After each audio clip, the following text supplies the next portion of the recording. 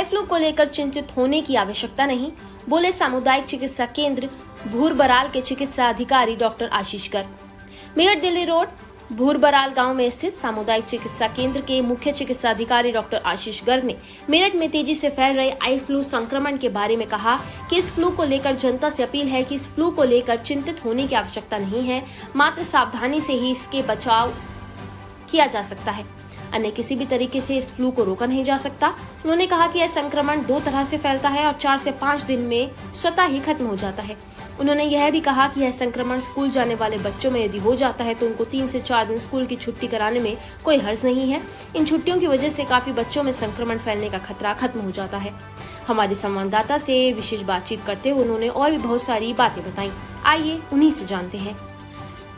मेरठ के अंदर भरपूर मात्रा में आई फ्लू के मरीज लगातार प्राइवेट में भी और सरकारी हॉस्पिटल्स में आ रहे हैं, क्या वजह मानते हैं आप इसकी? देखिए, इस समय जो है बरसात का मौसम है और मौसम चेंज हो रहा है।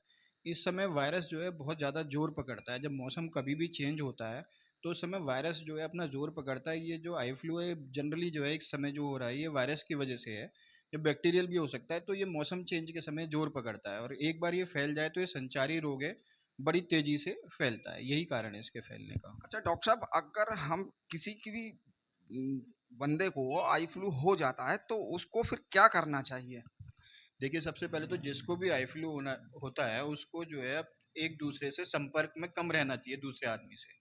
कारण क्या है कि एक से दूसरे को बड़ी जल्दी फैलता है। हवा से भी वायरस अगर उसकी आंख से निकल के दूसरे के लग रहे हैं हाथों से, बंदा कोई भी इंसान जिसको आई फ्लू हुआ है वो अपनी आंखों को छू रहा है, उसके हाथों का संक्रमण से बड़ी जल्दी फैलता है।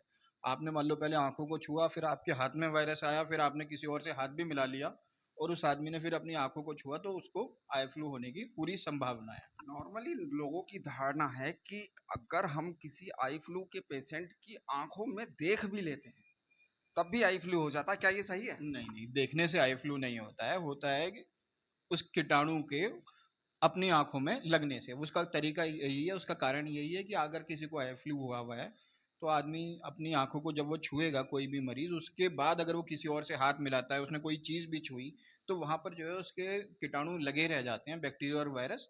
और दूसरा आदमी जो बिल्कुल सही है, जब वो उसको छूता है और उसके बाद अपनी आंखों को रब कर लेता है तो वहाँ पर उसको होने की संभावना बढ़ जाती है। अच्छा डॉक्टर साहब, ये देखने तो से नहीं। हुए हमारे बचाव के उपाय कि अगर किसी को आई फ्लू हो जाता है तो हम उससे किस तरह से उसे फैलने से रोकें। अगर अब हम इस चीज को देखें कि छोटे बच्चों, ये आई फ्लू किसी को भी नहीं देख रहा कि छोटा बच्चा है या बड़ा है, आई फ्लू होने के बाद कौन कौन सी दवाएं ऐसी हैं जिनका हमें इस्तेमाल करना चाहिए या बिना दवा के भी ये ठीक हो सकता है? नहीं, जनरली दवाई यूज़ कर लेते हैं क्योंकि हमको ये नहीं पता चलता कि ये वायरल है या बैक्टीरियल है। तो इसलिए दवाई आई ड्रॉप डालना जो है अच्छी बात है, आई ड्रॉप डाल लेनी चाहिए।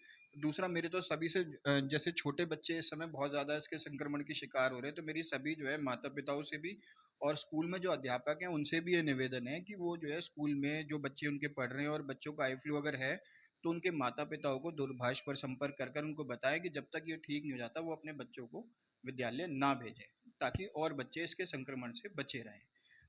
और इसके पास हमारे पास एंटीबायोटिक्स अवेलेबल हैं भरपूर मात्रा में डालने के लिए। अगर 2-3 दिन आप एंटीबायोटिक डालते हैं तो 4 से 5 दिन में पूरी तरह से ठीक हो जाता है। ये थे हमारे साथ डॉक्टर आशीष गर्ग, सामुदायिक स्वास्थ्य केंद्र भूरबराल के इंचार्ज, अपने कैमरा पर्सन विशाल के साथ Ujjwal Rastogi. Welcome India News Meerut. और लेटेस्ट अपडेट के लिए सब्सक्राइब करें वेलकम इंडिया न्यूज चैनल।